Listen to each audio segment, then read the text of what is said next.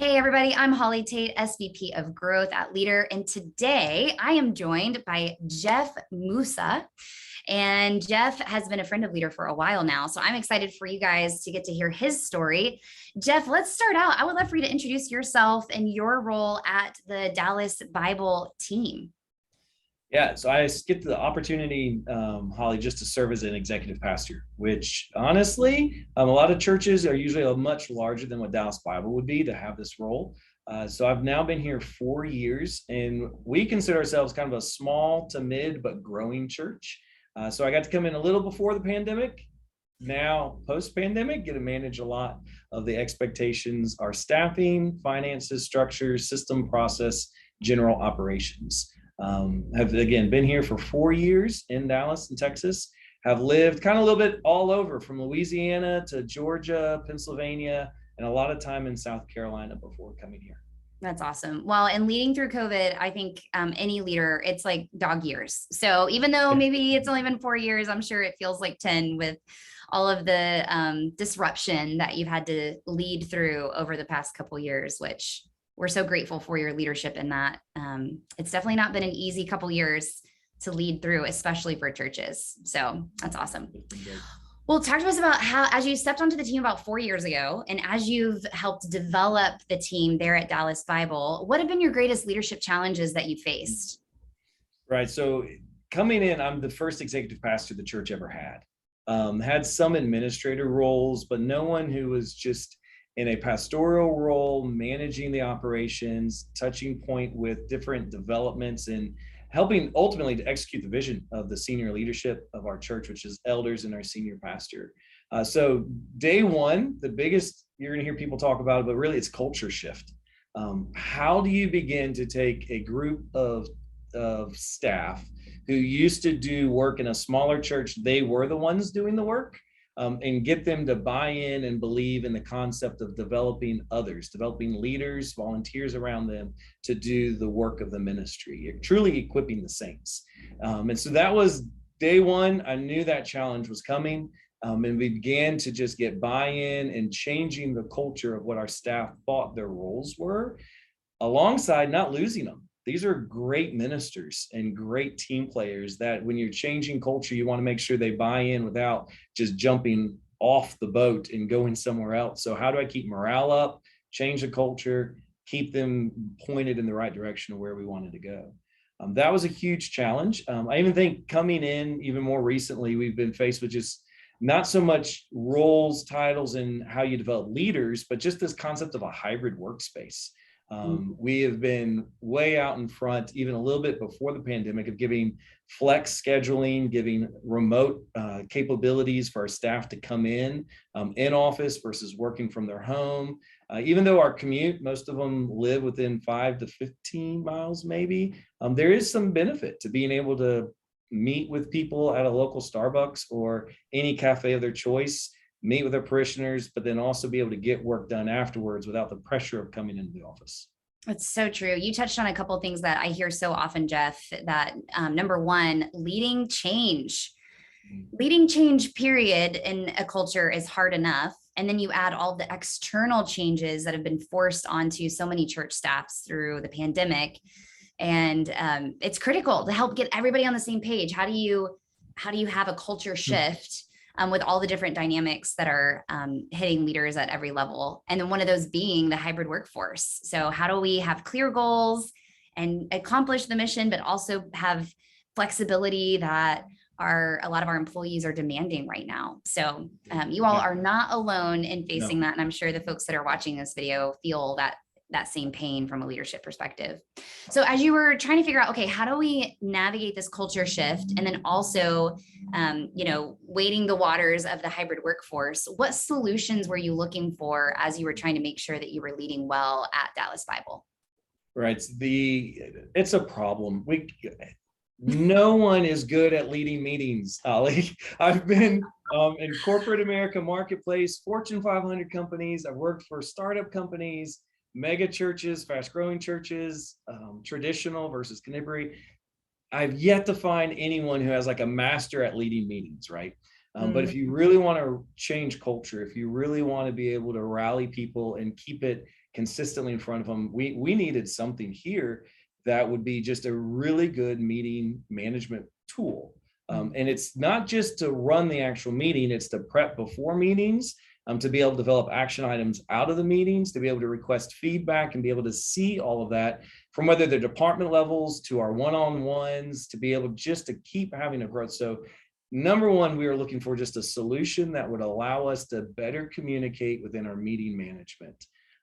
Some of that played into it, goal setting, annual reviews. Some of those we had the process for it, but then you start looking at how many different data silos you're using or platforms. And we took a poll and we were up to 19 different platforms in a small to medium-sized church. Yeah. Way too many. And it's just, we needed something that would simplify this process for us. That's awesome. Yeah, I totally agree with you on meeting, because the purpose of meetings is to build trust and communicate alignment. But a lot of times we look at just another meeting and we dread them because they're not effective. And Right. so it's not easy to be a great leader of meetings. I love that you called that out and that was a solution you were looking for, is how can we bring all of this into one place and have really effective meetings? Mhm. So as you were looking at different systems and different softwares, what stuck out to you about Leadr? I had a little bit of a backstory with Leadr in that even before it went beta, I had an opportunity to interact with a lot of the team members discussing what would be needed from an executive pastor role. And so I got to see from early days, even when they were still in officing outside of Texas before you guys moved here and everything, just to get a little bit more of the development. So I knew what Leadr's potential was, but I wasn't bought in yet, which is kind of hard. Early sale, but hadn't adopted the platform, right? And Holly, you and I've joked about this. It took me a long time, but a lot of it dealt with what can it be used for a small to medium-sized church. So my staff team of 18 on the side that we utilize with Leadr, and what would it look like to be able to give even the limited access users? I needed an elder board above me to be able to see some things. I also needed some volunteers, but not all of my volunteers integrated into some of it. And working through those early days with Leadr really helped me buy in more and more and more till we finally got, okay, our hybrid post-pandemic world that we're trying to execute, we need this simplified platform. We needed to be able to come in with Leadr, and Leadr was coming right around the same time we normally do our reviews and setting up kind of goals for the year. So coming out of a review season, we were able to jump right into Leadr and begin to onboard our staff into it. Yeah, I love hearing this story because when we were doing a lot of the research and development around Leadr, we knew there was a problem because we had experienced it ourselves, but we didn't just stop there. We went and interviewed tons of different leaders to say, okay, what is the pain that you're facing when it comes to, culture shift and building and scaling our culture and our team? And so we heard from potential users of what those pain points were before we even started developing the software. And so I love that you've been a part of Leadr before, when it was just an idea.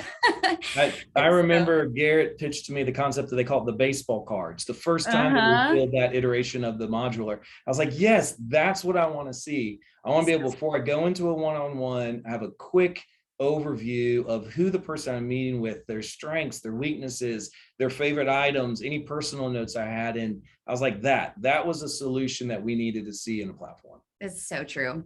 All right. So talk to me about life post Leadr. So you all have been with the platform for a while now and are leveraging meetings and feedback and goals. So talk to me about what your team looks like life post signing up for Leadr. I've told others, so I'll tell it for you, Tali, too, is just it's the first platform in my experience I've ever put in front of a church staff that was immediately welcomed, received, and integrated with. Our user engagement has always been high, even though we scaled and rolled out different aspects of Leadr to our staff.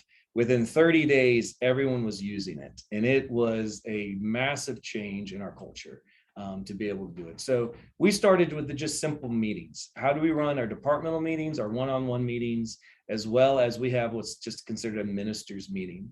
The way in which we set those up, again, for the pre-work, the feedback from them, being able to see goals and action items established out of that, absolutely saw our staff adopt it, use it, and even some of the intangible benefits, right? You have a staff member who might be out sick. They didn't get to go to the meeting. They can log in and see all the meeting notes from it. Or for us in kind of our reporting, I don't get to sit in all the meetings, but I need to make sure things were discussed and dialogue took place and action items were created. So even though I may not be in a certain meeting on a Monday morning, I can go back later that afternoon, review the notes that were made, have it ready for my next senior level meeting to go place. So just from a meeting platform, we had early adoption. Then you build in goals, you build in feedback, a simple, not just feedback on me as a leader or how our onboarding process went to a new employee, or feedback from an event has just been even beneficial. What could we learn? And it's just recorded. It's just there for us for the future. Yeah, all in one place. That's awesome. Well, what advice would you give other leaders who are thinking about bringing Leadr onto their team? What advice would you give them as they're taking a look at the tool? You absolutely need to look into it. I think if you're trying to build a workforce or a team that you know is going to be a mixture of on-site, remote work, you know that is going to be maybe full-time, part-time, maybe even some contracted laborers or even volunteers. Leadr is giving you a platform that you don't need to have 19 or 20 different silos. You can put it all in one, adding in the HR aspects, add even more benefit to your staff team. So in this hybrid workforce and kind of a way in which you can look at synthesizing your team, your cultures, Leadr hands down has been one of the best things we've added to our rhythms and our staff. That is awesome, Jeff. Well, again, thank you for being a part of our Leadr story when it was just an idea, and now to be a customer and be able to just see you even grow and develop as a leader because you're able to be freed up to better lead your team. It's just been such an honor and a gift to be able to be a part of that journey. And so thank you so much for trusting us, and can't wait to continue to see Dallas Bible Church grow and flourish for the future. Yeah. Thank you, Holly.